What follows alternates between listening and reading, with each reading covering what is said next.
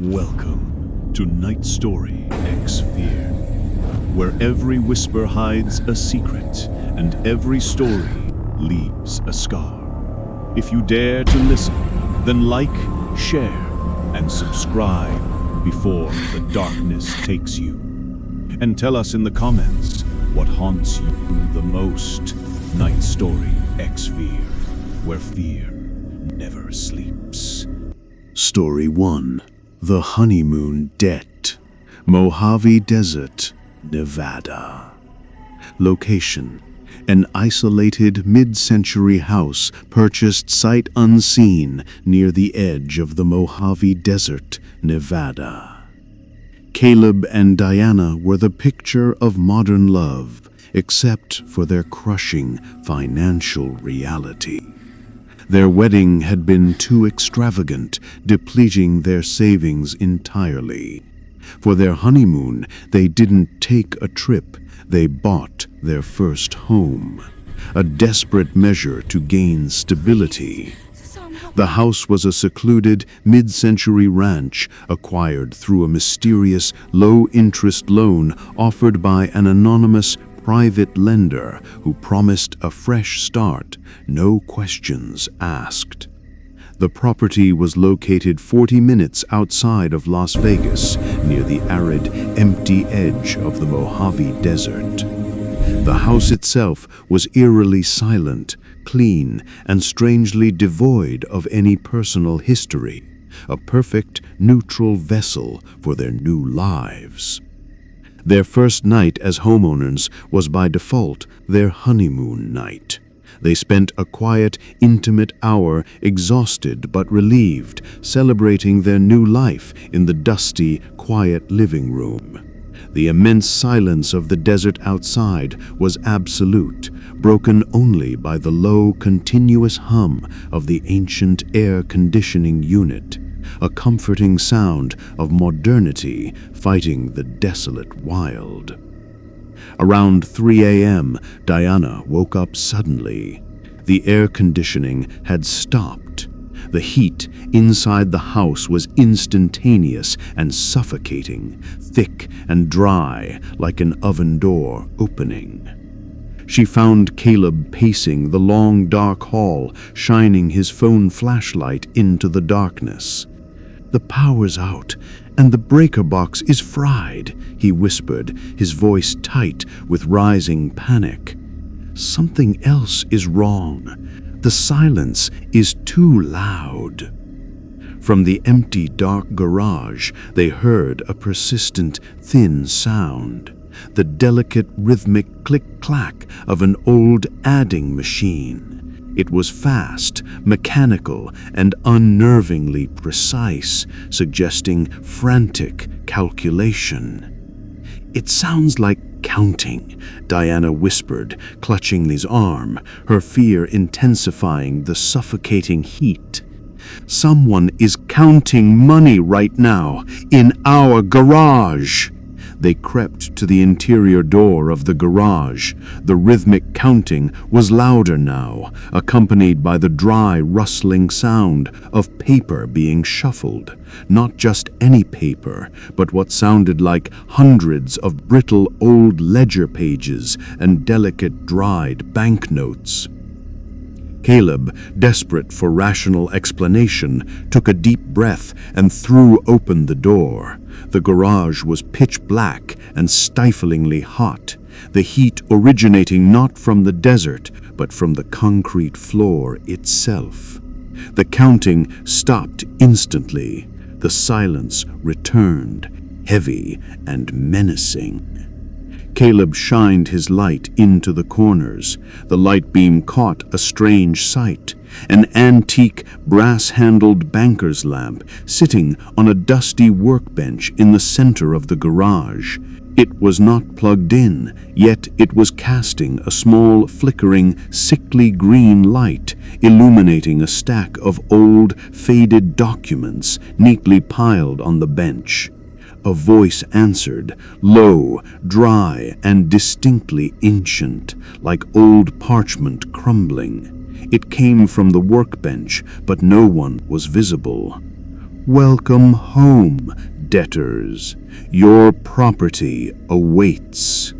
The voice was cold and demanding. The interest must be paid. Your pact began at the altar where you promised what wasn't entirely yours. Diana screamed when she noticed the documents. They weren't currency, they were marriage certificates, faded and yellow, tied together with crimson ribbon, all signed with the same looping, menacing script detailing debts incurred decades ago. The green light of the banker's lamp intensified, and the temperature soared, making the air feel like a furnace fueled by despair. The rustling sound began again, but now it was coming from the walls, ceiling, and floor, surrounding them entirely, the sound of paper demanding attention. We gave you the house, the moment of union. We gave you what you wanted, a perfect debt. The payment is the interest on the vow of forever. Caleb, heart pounding, looked at the only light source, the brass lamp. As he stared, a dark, viscous, oily liquid began to slowly weep out of the base of the lamp, dripping onto the concrete floor. The liquid was thick, unnaturally black, and it spread quickly, radiating intense, suffocating heat that blistered the air. "What do you want?" Caleb choked out, shielding Diana. The oily liquid formed a perfect, pulsating circle around the lamp base. From the center of the circle, a long, black, impossibly thin tentacle of the oil shot out, striking the nearest stack of old marriage certificates. The paper instantly turned black, smoking, and withered to ash. "The interest accrues with every happy hour you spend under our roof," the voice sneered, the sound dry and scraping. "And the principal is always repaid in full. We need the next generation of debt to carry the mortgage." The tentacles multiplied rapidly, surging across the floor like dark, wet snakes, slithering toward their feet. They weren't fast, but they were inexorable, consuming the light and demanding warmth in their path. Caleb and Diana scrambled back into the hall, slamming the interior door shut and throwing their weight against it. They heard the desperate, dry click-clack of the adding machine start up again from the garage, now working at a frantic, unhuman pace. The rustling paper sounded like thousands of dead insects hatching. They ran outside, gasping in the relatively cool desert air, but the feeling of debt clung to them like the dry heat. When they looked back at the single-story house, they saw only darkness, but etched onto the glass of the living room window, perfectly clear in the moonlight, was the total sum of their original loan, with a chilling addition underneath, plus interest accruing hourly, payment due now. They drove away, never looking back, forever burdened by the knowledge that their marital bond had been collateral for a demonic loan. Story 2. The Sowing Vows. Iowa farmland. Location: a secluded, perfectly preserved 19th century farmhouse surrounded by silent cornfields in rural Iowa. Ethan and Valerie inherited the Iowa farmhouse from a distant relative, a family they knew little about beyond the name. The house was a time capsule, antique furniture, lace curtains, and a pristine barn surrounded by miles of farmland. For their honeymoon, they decided to spend a week settling in, seeing the inherited land as a foundational, fruitful sign of their new life. Their wedding night was warm and quiet, filled with the simple, profound joy of their future. The next morning, Ethan found Valerie standing in the kitchen, pale and shaking, staring into the bright porcelain sink. "Look," she whispered, pointing with a trembling finger. Inside the sink were half a dozen small, dry, brown pellets, seeds. They were perfectly uniform, about the size of large lentils. "They weren't here last night," she insisted. "The sink was scrubbed clean before bed." Later that day, their curiosity led them to the attic, where they discovered an old leather-bound diary written in an archaic script by the original owner. It wasn't a normal journal. It was a ledger detailing annual agricultural rituals, specifically referencing the sowing of the vows and the harvest of the union, detailing odd requirements related to the newest blood. That evening, a deep, pervasive smell of dry earth and old hay permeated the house, even with the windows closed. They discovered why the house was so perfectly preserved. All the walls were insulated with dried, tightly packed corn husks, trapping the scent. The house itself felt alive with the memory of the harvest. Around midnight, a sound started from beneath their antique four-poster bed. It wasn't scratching or creaking. It was a soft, wet thrumming, like a huge, slow, rhythmic heartbeat coming directly from the floorboards below their mattress. Ethan, terrified but determined, reached under the bed, shining his phone light into the darkness. He saw nothing but dust and a faint, otherworldly glow of green light filtering up between the wide floorboards. Suddenly, a voice whispered right next to Valerie's ear. It was the dry, crackly voice of an old woman speaking with a heavy, unyielding Midwestern drawl. "That you remembered to sow the vows? The soil demands the fertility of the new commitment." Valerie screamed, a high, panicked sound, and scrambled out of bed. They backed toward the door, their eyes fixed on the floor, the thrumming intensifying beneath their feet. The floorboards in the center of the room began to tremble violently.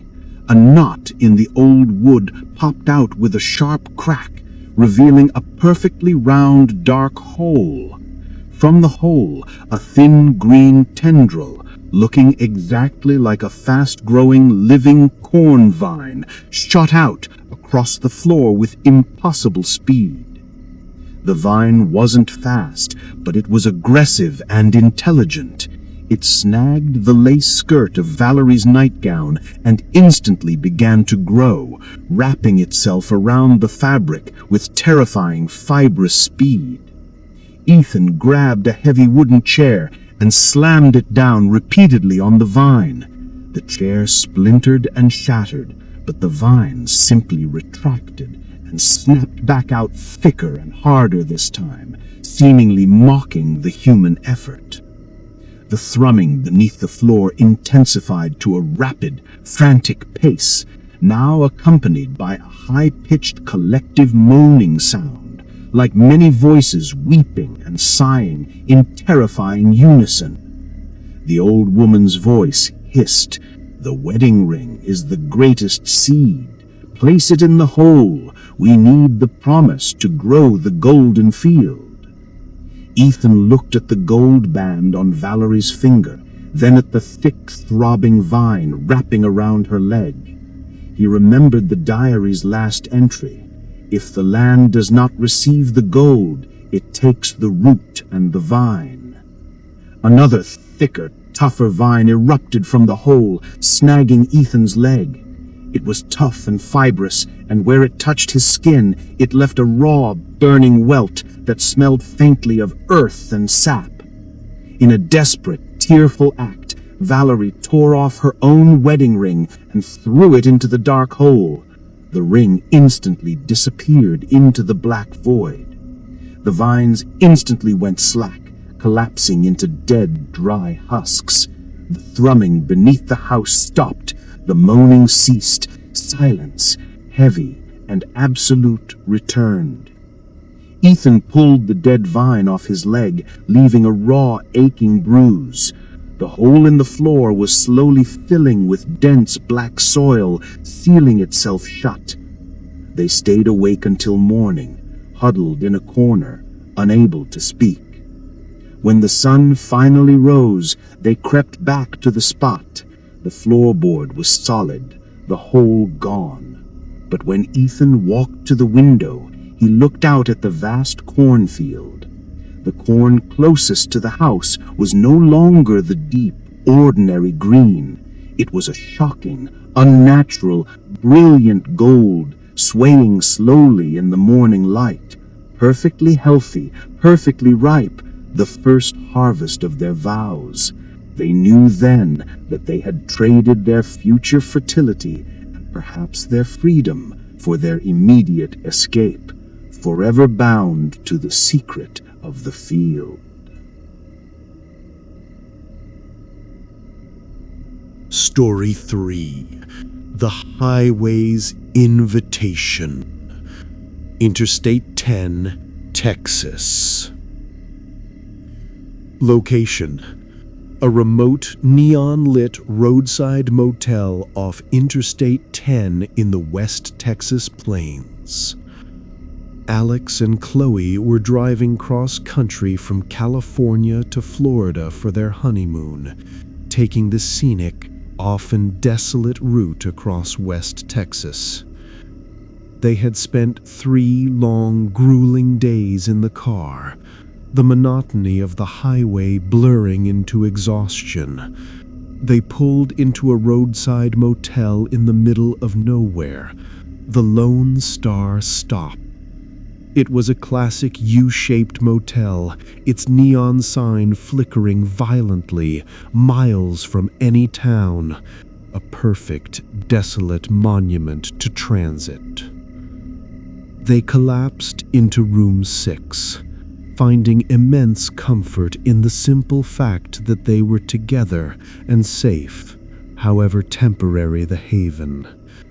Their first intimate moments in the room were a shared, desperate relief from the endless highway, a fragile moment of human connection against the vast emptiness outside. Around 2 a.m., Chloe awoke. The room felt heavy with static electricity. She opened her eyes to see Alex standing by the window, which overlooked the dark parking lot and the highway beyond. He was completely dressed in his jeans and t-shirt, wearing the same clothes he had worn for the last 12 hours.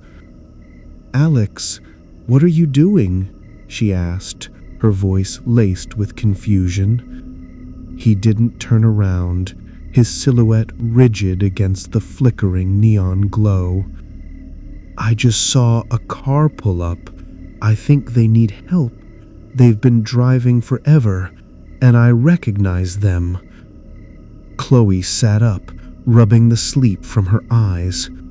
"Don't go out there. We're on our honeymoon. Let the motel manager handle it. It's too dark." "No," he said, his voice flat and distant, devoid of his usual warmth. "I know that car. I saw it on the road all day yesterday and the day before. It's been following us since Arizona, waiting for us to stop." Alex walked stiffly toward the door and reached for the knob. "Stop! Chloe shouted, jumping out of bed. She ran to him, grabbing his arm. His skin was unnaturally cold, like he'd been standing outside in the wind for hours, radiating the chill of high-speed motion. "It's the invitation," he whispered, finally turning to her, his eyes focused on the dark hallway beyond her, reflecting the red and blue flicker from under the door. Alex opened the door suddenly, pulling Chloe out into the night air with him. The parking lot was empty. There was no car, no manager, only the flickering neon sign casting distorted dark shadows. The source of the red and blue lights was the room directly across the U-shape, Room 12. Alex began walking toward Room 12 with a slow, mechanical precision. They're waiting. They want to toast the vow. They want the ride to continue. As they neared the door of Room 12, the smell of burnt electrical wire, ozone, and stale cigarette smoke became overwhelming. A chilling sound began to emanate from within. A slow, rasping drag, like heavy metal chains being pulled across a floor, followed by the sound of glass shattering underfoot in slow motion. Alex reached out and put his hand on the knob. The metal was scalding hot, humming with static. "No, Alex, it's not a wedding. It's a trap. The honeymoon is us, not them." She pressed her ear to the door. A deep, wet voice whispered from inside, sounding like static wrapped in oil. "The highway doesn't allow two. Only one driver and one passenger eternally. We need the passenger to ride." The door suddenly burst inward, not kicked or pulled, but dissolving into a thick plume of heavy, oily black smoke and sparks that smelled strongly of scorched rubber. Inside the room, the source of the red and blue lights was revealed. A collection of antique rusted car parts, a steering wheel, a seatbelt buckle, a cracked windshield, and a pair of old dusty driver's glasses, all suspended in the air, spinning slowly in the plume of black smoke, surrounded by an aggressive field of static electricity. The rasping drag sound intensified, coming from behind the suspended parts. A tall, skeletal figure, its body woven entirely of twisted, burnt seatbelt fabric and rusted chrome, slowly stepped out from the smoke. It had no face, only the cold, bright, menacing gleam of two headlights where eyes should be. The figure reached out one long, segmented arm, its hand ending in a razor-sharp piece of chrome bumper, and pointed directly at Chloe. "She rides with me now, forever on the highway." The voice was the loud, chaotic, relentless roar of 1,000 cars crashing at once. Alex, momentarily snapped out of his trance by the overwhelming, deafening roar, grabbed Chloe and ran. As they fled back toward Room 6, they heard the figure in the smoke slam its chrome hand on the steering wheel, the sound of metal against metal echoing like a gunshot. A second later, the neon sign above Room 6 shorted out with a shower of sparks, and the door light of Room 6 went dark forever. They didn't stop to check out. They drove away, knowing the figure, the sentinel of the interstate, had registered their vows, and that the highway's invitation would follow them relentlessly, seeking its perpetual passenger.